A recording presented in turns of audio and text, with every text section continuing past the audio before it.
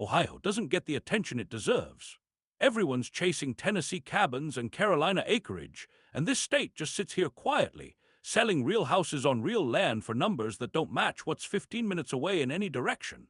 I ran the numbers on 10 of them, from a cabin on 2.5 acres outside West Union all the way down to a 112-year-old house going to auction in East Cleveland, for less than most people spend on a used truck. I'm Tony. I go through listings until the math stops making sense, and then I show you exactly why. Subscribe so you catch the next state before I've already moved on to it. The last house on this list is a Colonial with crown molding still holding its shape after a century of neglect, and an opening bid so low I checked the zip code twice. 10 houses, West Union down to East Cleveland. Let's start at the top. From above, the house is barely a fraction of the picture. 2.5 acres of cleared grass sit inside a ring of dense hardwood, and a gravel track curls in from the road before the trees finally let go of it. West Union is the kind of place where 12 minutes covers the whole conversation, the diner, the hardware store, whatever you forgot at the grocery store. It's a small town that knows exactly what it is, and it's never tried to be anything else. The cabin itself is sage green board and batten under a dark green metal roof, with a covered porch wide enough for 2 chairs and nothing else you'd need. Step inside and the walls turn to knotty pine, floor to ceiling, the kind that makes a room smell like itself. A black iron spiral stair climbs from the living area into a loft tucked under the roofline, low enough in places that you duck out of habit long before your head actually needs to. The stone fireplace anchors the main room, rough natural rock stacked floor to ceiling. The kitchen runs off a pine peninsula with hand-built corner brackets, nothing manufactured about it. Somebody built this bar with a saw and a plan of their own. The bathroom carries the same handmade logic, corrugated metal paneling instead of tile, because tile was never really the point out here. West Union's crime score runs 21.4. The national average sits at 35.4.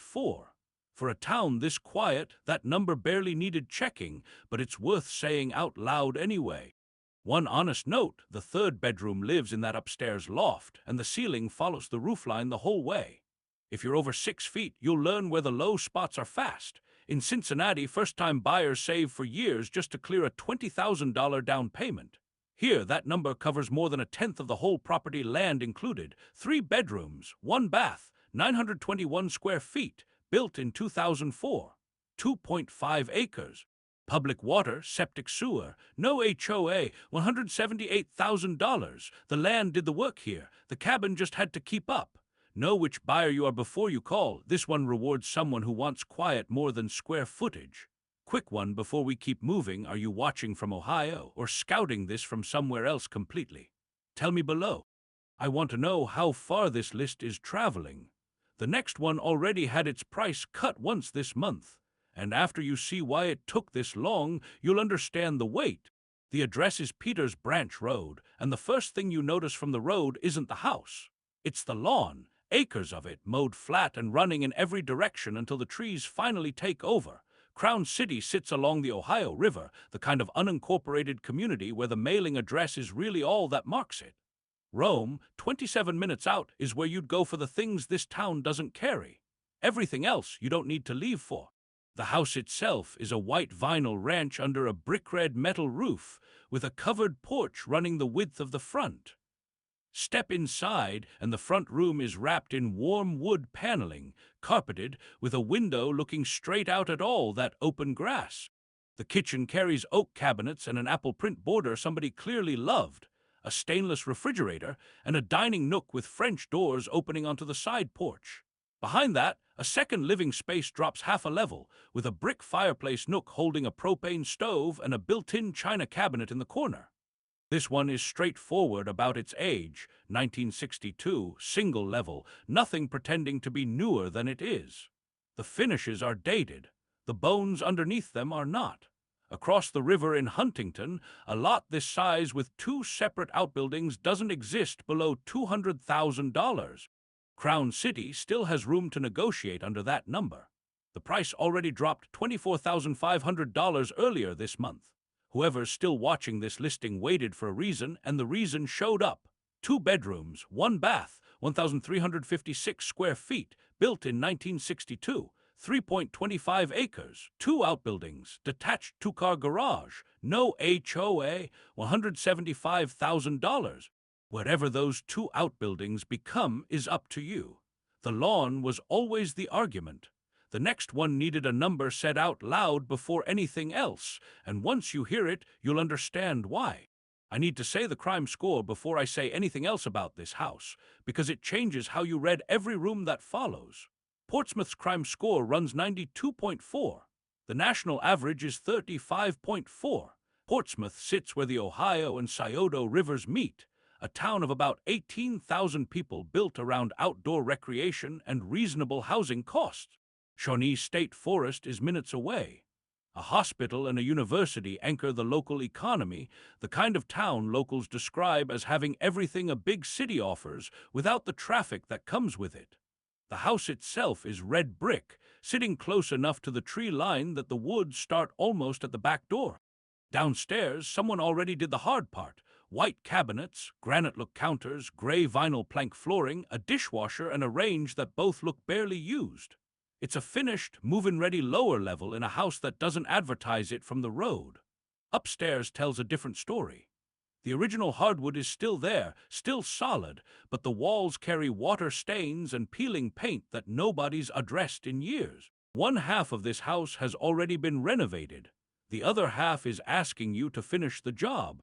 In Cincinnati, that renovated lower level alone would rent for close to what the mortgage payment here costs in full.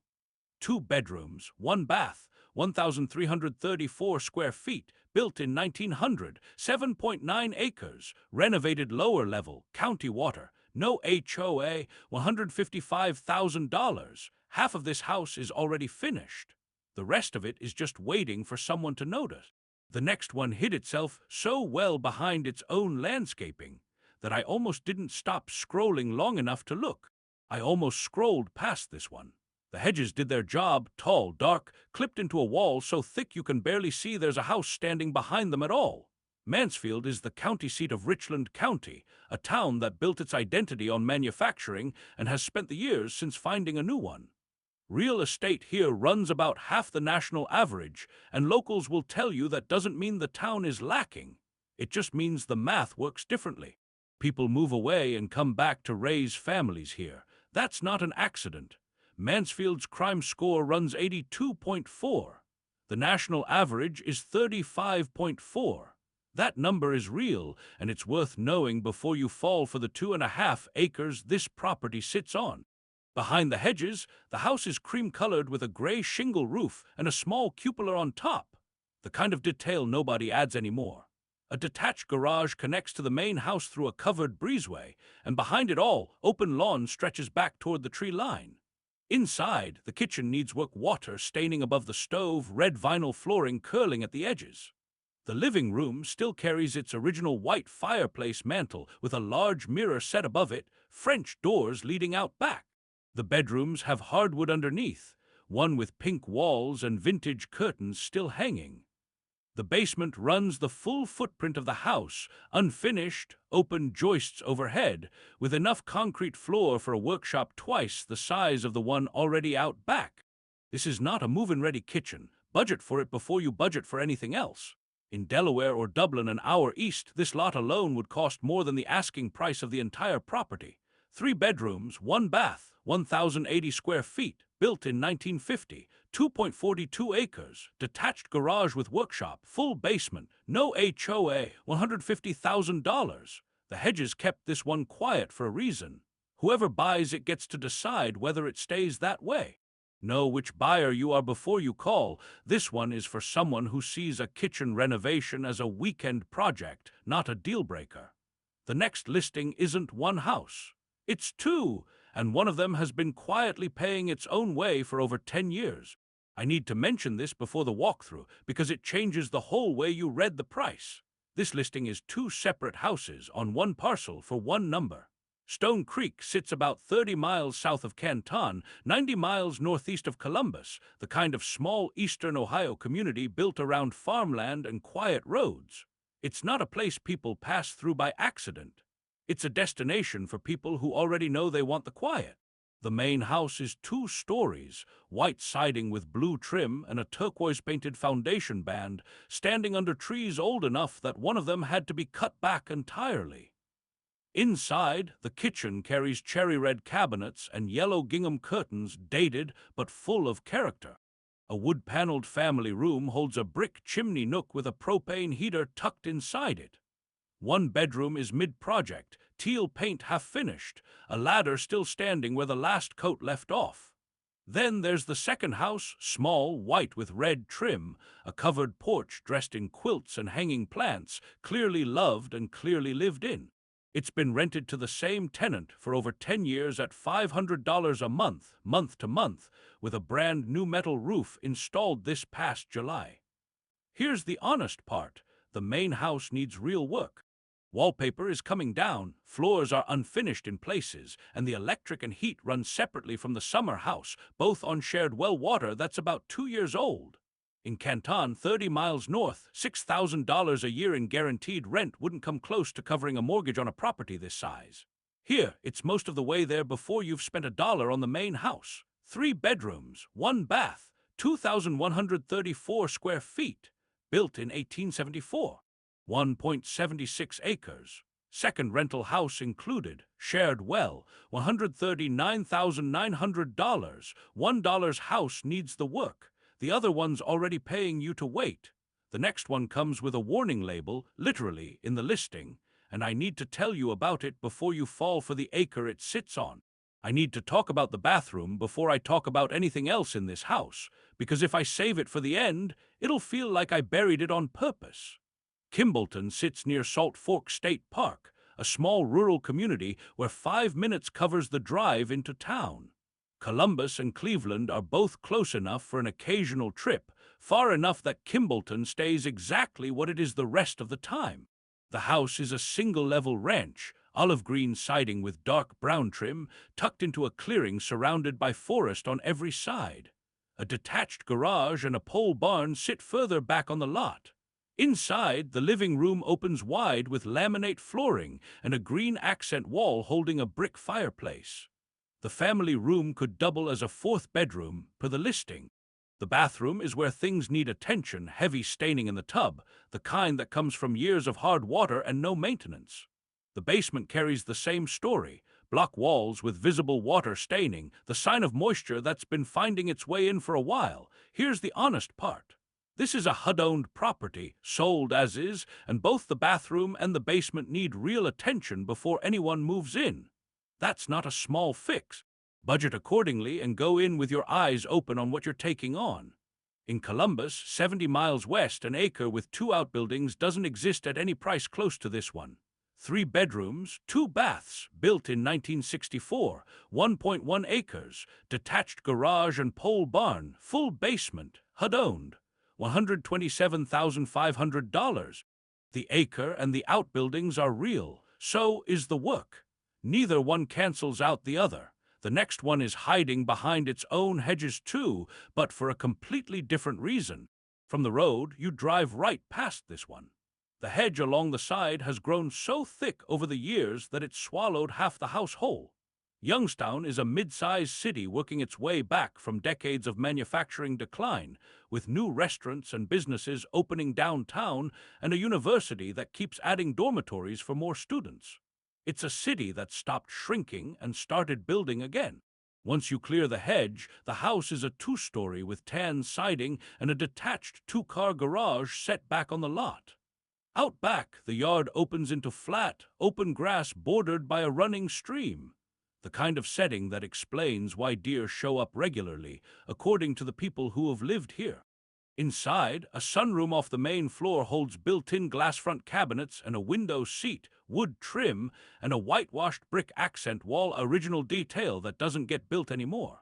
The kitchen carries bright turquoise walls and oak cabinetry, a mix that shouldn't work and somehow does. One upstairs bedroom shows a ceiling stain that needs attention. The bathroom still has its original clawfoot tub. The basement is the honest part here, unfinished, original furnace, visible rust and moisture staining on the walls. It's functional, not finished, and it needs a real look before you count on it for anything beyond storage.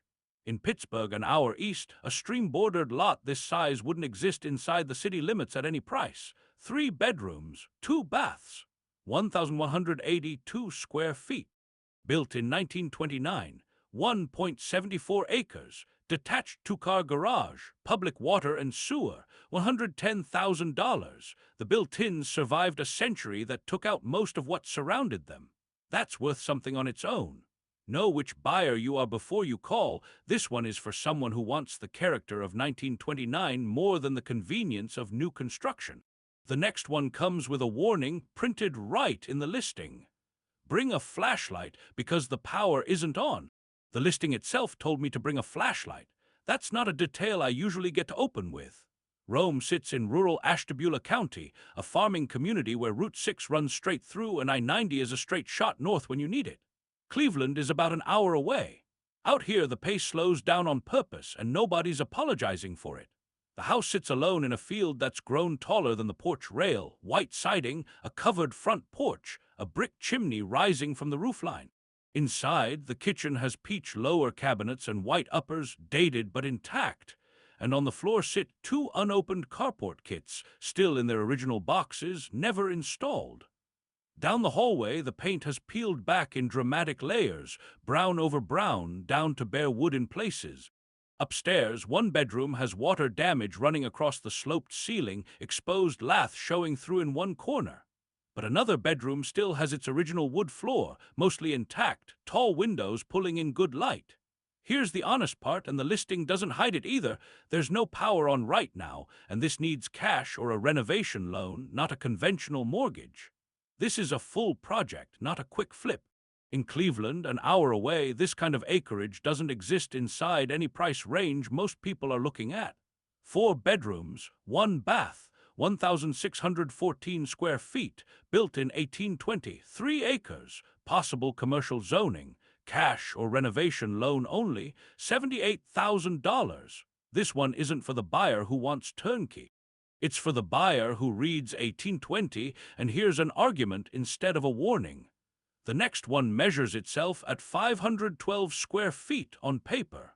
The paperwork forgot to count an entire room. The listing says 512 square feet. That number doesn't know about the sunroom. Cheshire is a small town in the hills of south-central Ohio, the kind of place where families stay for generations and everybody already knows everybody. There's a theater in town, a handful of local diners, and hiking trails that start right where the town limits end. The cabin itself is small, wood-sided, with a weathered walkway running along the brick foundation and a detached garage set off to the side. Inside, wood paneling runs through the main living space, a plaid couch, a compact kitchen with a black refrigerator and range that both still work fine.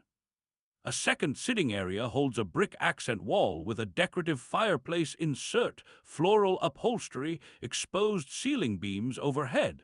The bedroom carries a floral bedspread and plaid wainscoting, cramped by modern standards, honest about being the only one.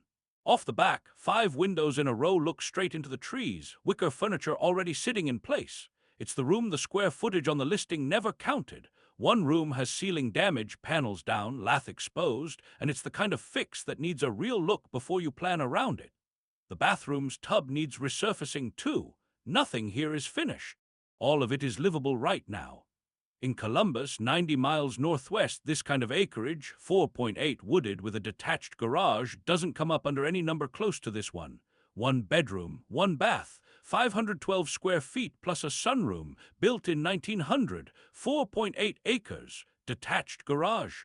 Public water, $69,500. The paperwork measured the house. It never measured the sunroom, and that's the room you'll actually live in.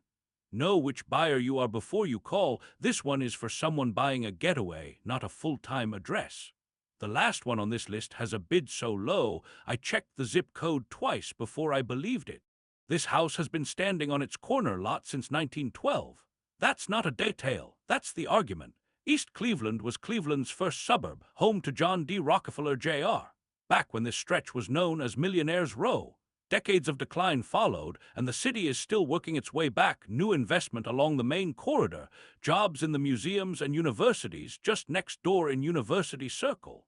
The prices here still remember the harder decades. The bones remember the better ones. The house is a 3-story colonial, cream siding under a peaked roofline with a dormer window up top. One window is boarded on the back side, the kind of detail an auction listing doesn't hide. Inside, the front room still carries a century of crown molding, painted red, wrapping the ceiling and door frames intact. Built-in bookcases flank a bay window on either side, original still standing square. A second room holds a decorative brick fireplace, also painted red, with a built-in shelf running alongside it. Upstairs, one bedroom keeps its original hardwood floor and a 3-window bay alcove. Another needs real work, plaster damage, floorboards pulled up in places. 2 bathrooms carry their original tile from the 1920s, pink and green, worn but intact. The 3rd floor opens into one long room under the roofline, painted entirely pink, more usable space than the listing photos let on. Here's the honest part. This is an auction property, sold as is, and the estimate reflects exactly how much work is ahead. That boarded window, the plaster damage, the deck out back that's seen better decades, none of that is hidden. All of it is priced in. Rent in this area runs about $880 a month. Multiply that by 60 months and you clear $52,800, well past the estimate this property is expected to open at. The math works in this one's favor before a single repair gets made. In Columbus, 2 hours south, 4 bedrooms with this kind of molding still intact would run triple this number if you could find one at all. 4 bedrooms, 2 baths, 1,536 square feet, built in 1912. 3rd floor bonus room. Auction sale, estimated opening bid $40,000. A century of crown molding outlasted the neglect that surrounded it. That's the whole case for this house. 10 houses, Adams County down to Cuyahoga County, a cabin on 2.5 acres, a farmhouse waiting on its power to get turned back on, and a 112-year-old Colonial that might sell for less than a used car. Ohio's been sitting on numbers like this the whole time. Nobody had to discover it. People just had to stop driving past it. Every listing here is real, active, and linked below with full details and agent contact. Go look at the ones that stopped you. You just spent 10 houses worth of time on this list. That's not an accident. That's someone who's actually ready to run the numbers instead of just watching them go by. I'm Tony. I run the numbers before I ever show you a listing. Subscribe if you want next week's list before it's already picked apart in the comments. Which of these 10 would you actually call about, and is this the one that finally gets you off the fence, the one that pays for itself, or the one you're still not sure you believe? Tell me below.